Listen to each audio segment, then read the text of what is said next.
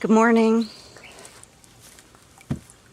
I'm going to jump in front of the camera again and talk to you about firsthand experience of one of the most important things in all of our lives, and that's water.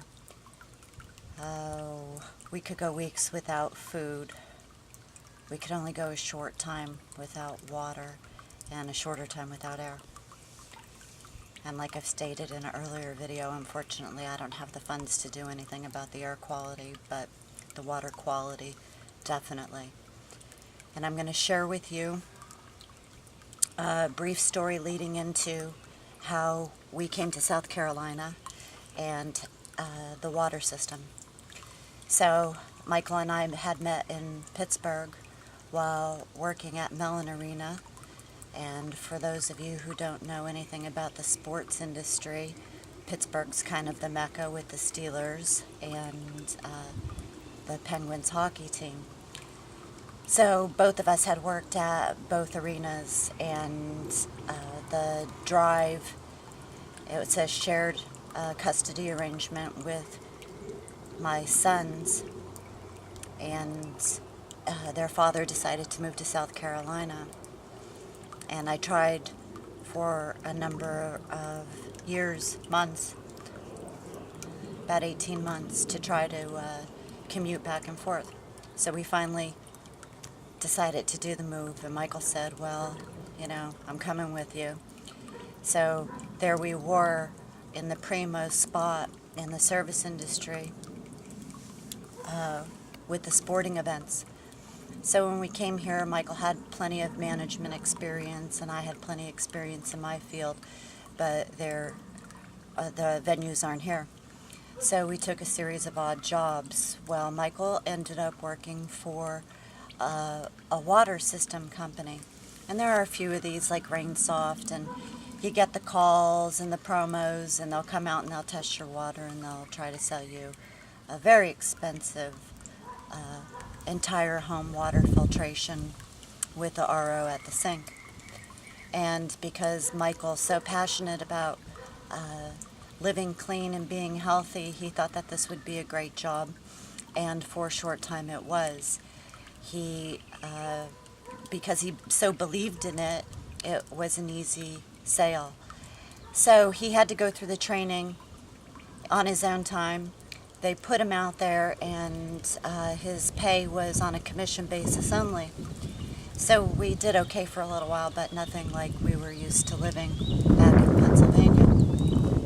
But the perk of it was the learning curve about water filtration systems, and they also gave us a discount on purchasing our system. So there's the tip.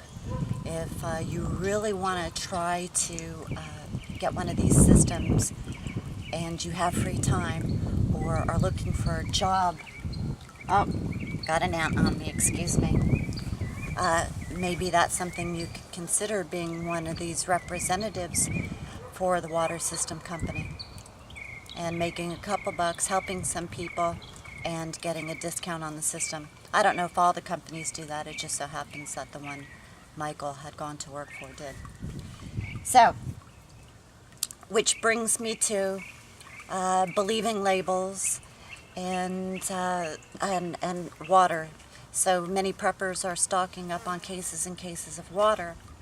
Well, I'm going to tell you from firsthand experience, Michael had a test kit, and this was used as part of the demo to go in to show people that their water really wasn't clean, no matter what they thought about the wells or how the municipal water supply had been filtered. And the one such test showed solid particles. It put some kind of chemical agent in the test tube with the tap water from the potential client's house, and in a very short time, all of the solid materials would kind of coagulate, showing that the water really wasn't clean. And then he would run the water through a mini system that he was offering for sale and do the same test with the same chemical, and the water would be clean and empty. So what is this solid material in the tap water from City Municipal Supplies? It's toilet paper and tampons and you name it.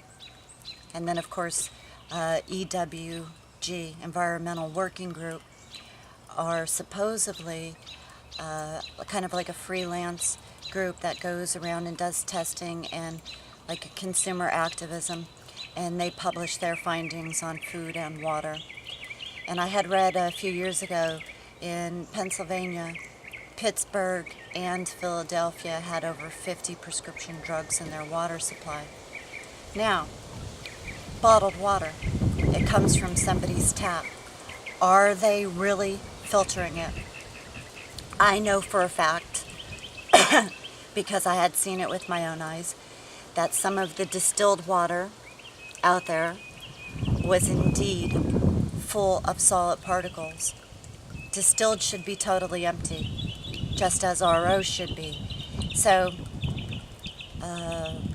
no, I wouldn't buy it. I don't buy the labels. I hadn't tested all of the water, but I'm safe to say that we had tested at least 5 different bottled waters, and all of them had been loaded. Did I go into in-depth analysis? No. I don't have the money to do that, and the company wouldn't offer that for free. I just knew that the RO in the distilled water is supposed to be clear and empty, and it wasn't. So, buyer beware, as always. Do your research, and, maybe you could even call one of those companies and have them come out and test your water for you, and make friends with the person, chat with them, and see if you could get them to run that simple little test on the bottled water you've been purchasing. I bet you they'd do it. They're really, a lot of the salespeople that Michael had been working with are really cool people. Anyway, there you have it. That's my tips for the day. And it's hotter than Hades out here right now, so I'm going to get in the house and do some painting and some indoor chores. I'll talk to you soon. Be well. Arrivederci.